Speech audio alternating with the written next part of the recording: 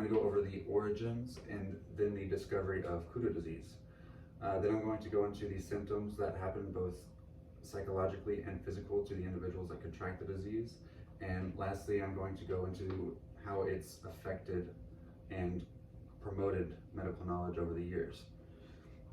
Now, starting off, we're going to be talking about the Boer people. They lived in the Eastern Highlands, and they were also in Papua and New Guinea. Now, in the early 1950s, there were some researchers that happened to come across the villages and were surprised when they found close to anywhere from 11 to 20,000 people living in this village. Not long after getting there, they realized that almost 200 people a year were dying to an unknown illness called Kuru. Now, after they found out about this disease, they started spreading the word. They learned that Kuru in their language meant shivering or shaking. Come to the early 1960s, and an Australian anthropologist by the name of Shirley Lindenbaum was traveling around the villages and recording various family trees. During this, she discovered the funeral traditions and decided that this was probably the source of the illnesses. Now, not long after this, she started attending some of these funerals and noticed that there were some cannibalistic tendencies. It was common for women and children to eat brains and various other body parts of their deceased loved ones. And the reason behind that, as Ray Ellen Bitchell said, is because their bodies were thought to be capable of housing and taming the dangerous spirit that would accompany a dead body. In other words, they were just trying to protect their loved ones from any evil spirit, any spirits. Now, sometime later, just a couple years, some biologists came into the mix. They, of course, immediately thought that the illness was stemming from them eating dead bodies. Now, they tested this and grew to the hypothesis that they could test it on some chimpanzees. After only 3 to 4 months of testing it, some of the chimpanzees started to get symptoms of Kuru disease. Now, they originally thought it was a virus and since dubbed it the slow virus because it had a very, very long incubation period. Then a medical professional named Dr. Carlton discovered that Kuru was actually a prion disease, and it was discovered to be the first known human prion disease.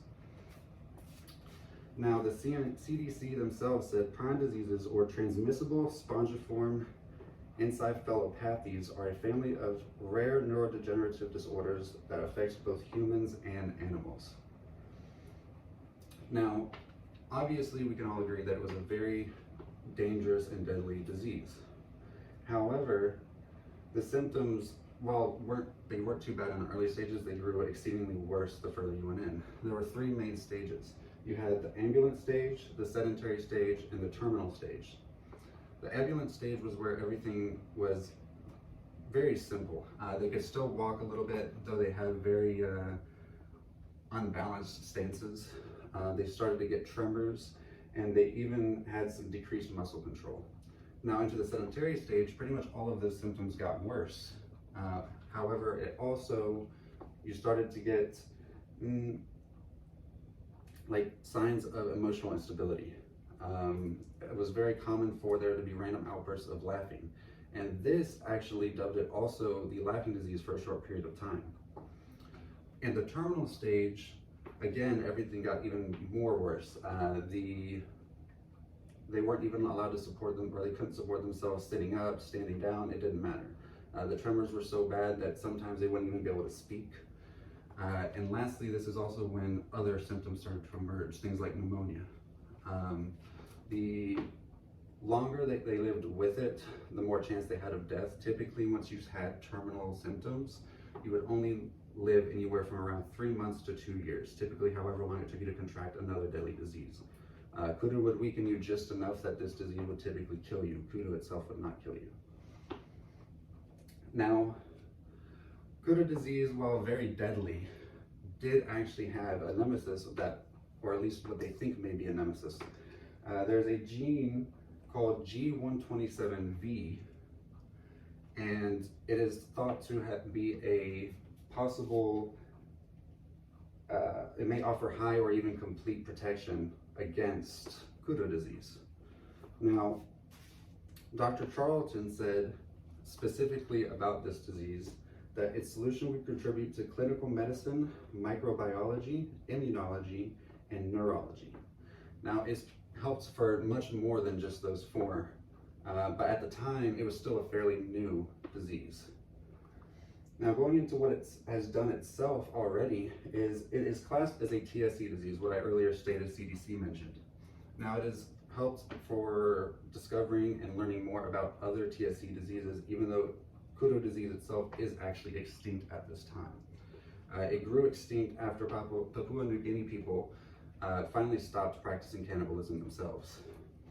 Now, it has strongly impacted other areas of research. It has just other classifications of diseases have been fixed and looked on upon through Kuru disease. It's also helped with neurodegenerative diseases, and it's linked some to Alzheimer's today through the Kuru's plaque. Now, though it seems very obvious that how it was discovered and how it came to be was very immoral, the four people themselves were just trying to appreciate, and they did what they could for their loved ones. It has been shown time and time again that Kuru disease has helped medical research and has been a crutch for things like neurodivergent or degenerate diseases.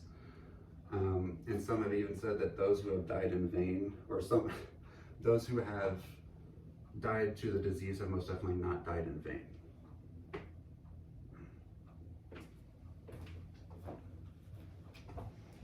Come, audience.